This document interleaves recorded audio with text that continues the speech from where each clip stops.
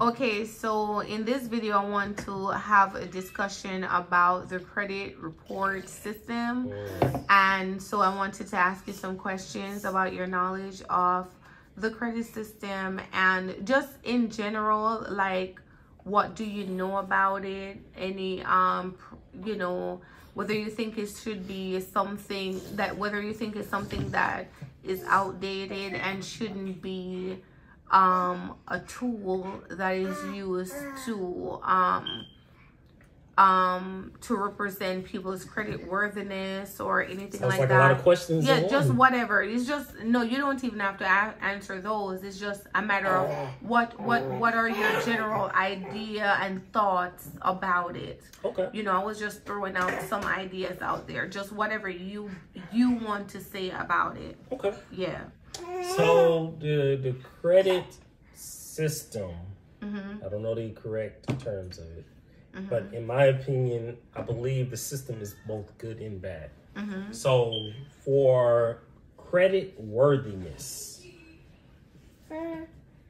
I don't like the system to determine if you have the ability to afford something or not, because let's just say, for example, you were 18 years old. Let's give a general age number of 18. And you got your first credit card, but you did not do everything right according to the credit card rules. You didn't pay it off in time. Maybe you went into default, delinquent, and all that good stuff. Now your credit worthiness is jacked up according to the credit bureaus, right? Which is probably right, because you didn't do what you were supposed to do. But now, let's say you're 27, 28, and you're making $60,000 a year, but then you have that still reflecting on your credit report. Yes, I do know it takes 7 years for certain things to drop off and all that. But let's just say that your credit worthiness now is so messed up that even though you're making $60,000 a year, this is still reflecting, and you can afford for whatever loan that you're trying to apply for, whether it's car, whether it's house, boat, I don't give a crap what it is.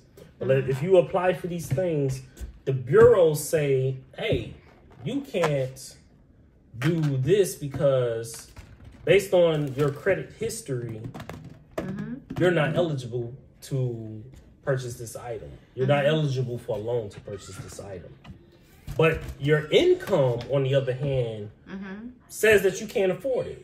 So I think if the system was revamped, in my opinion, if the system was revamped, debt to income is factored in there, but not as great as the credit history, the on-time payments, or the credit score, in general.